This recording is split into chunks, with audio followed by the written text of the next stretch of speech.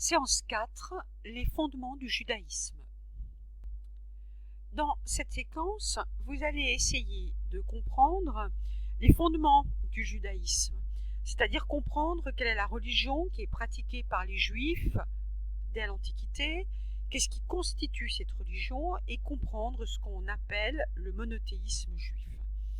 Alors pour cela, vous avez plusieurs documents à disposition dans votre manuel, pages 108 et 109, que je vous invite à regarder. Premier document, les 10 commandements. Alors, les 10 commandements sont aussi appelés le décalogue. Ils sont le fondement de la religion juive. Celui qui ne respectait pas ces 10 commandements risquait la peine de mort. Les 4 premiers commandements que vous avez ici constituent la base même du monothéisme, c'est-à-dire qu'il rappelle qu'on ne voue un culte que à Yahvé. On est bien dans le monothéisme. On interdit de le représenter. Tu ne feras pas d'image. On doit respecter son nom. Tu ne prononceras pas à tort le nom de Yahvé ton Dieu.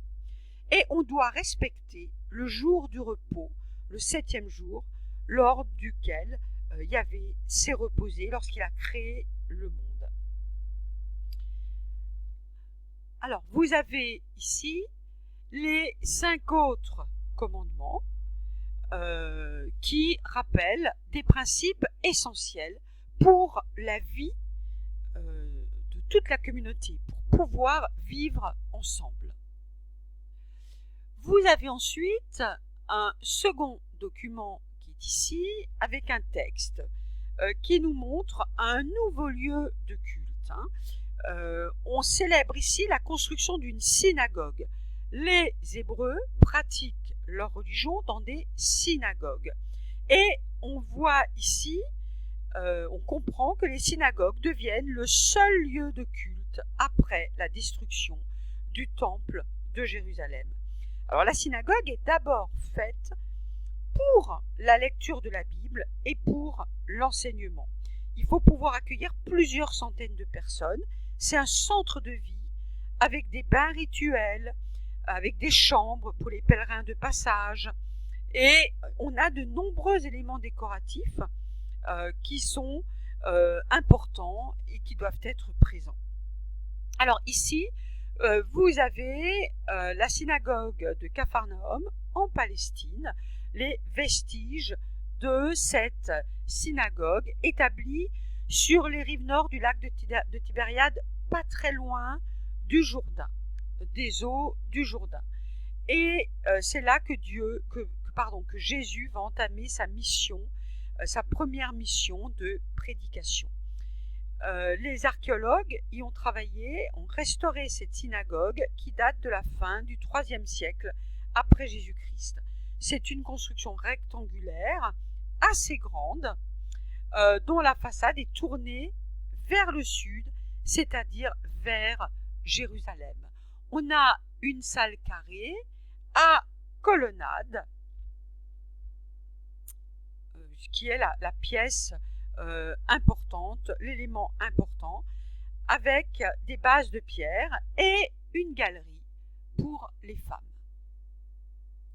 Sur ce document, nous retrouvons une fresque qui est extraite de la synagogue d'Oura Europos. Et elle a pour intérêt de nous présenter tous les symboles du judaïsme. On identifie le temple avec ses 3 portes. On identifie également l'arche d'alliance. L'arche d'alliance que vous localisez ici, qui contient, je vous rappelle, les 10 commandements, les tables de la loi. On distingue également le chandelier, la fameuse menorah qu'on va retrouver dans toutes les synagogues, la voilà de près. On distingue également des brûle-parfums, très important, on a besoin de brûle-parfums, on fait toujours brûler des parfums dans la synagogue. De nombreux personnages sont identifiables. Le grand prêtre Aaron, que vous avez ici. Vous avez également 2 souffleurs de cornes de bélier que vous avez ici. Vous avez un sacrificateur avec une hache à ses pieds, parce que vous avez des animaux qui vont servir au sacrifice. Et l'autel des sacrifices est au pied d'Aaron et va permettre de sacrifier des animaux en l'honneur de Yahvé. Votre manuel vous présente également un document avec toutes les règles qui s'imposent et qui sont des règles de vie du judaïsme. Alors, vous avez d'abord les interdits alimentaires dans le Lévitique. Ces interdits alimentaires ont pour objectif de préserver les individus de l'ingestion de puissances maléfiques. Voilà, hein, et on a des animaux qui doivent être abattus selon des règles précises. Les aliments qui sont aptes à être consommés sont appelés des aliments cachers.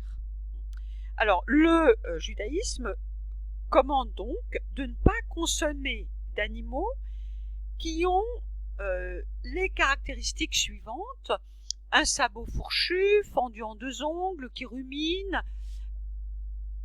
Voilà, donc ces animaux-là vont devoir être consommés ou pas en fonction des interdits. Vous avez également le Shabbat, qui est une pratique hebdomadaire, qui veut dire qu'on doit cesser ses activités. Il est obligatoire de se reposer et de n'accomplir aucun travail. C'est un jour de repos qui célèbre la création du monde. Il commence le vendredi à la tombée de la nuit jusqu'au lendemain soir. Aujourd'hui, le Shabbat est une fête familiale. Au retour de la synagogue, la famille se réunit autour de la table et on va prononcer les prières sur le pain et sur le vin. Le 3e texte nous présente des règles de vie, par exemple la charité, l'équité.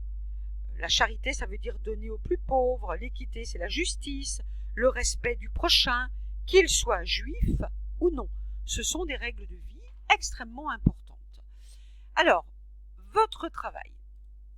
Je vous demande, là, à l'aide de ces documents, de compléter ce tableau. Quelle croyance, quelle pratique religieuse, quel symbole, quelle règle de vie. Comme d'habitude, vous avez la trace écrite et les définitions.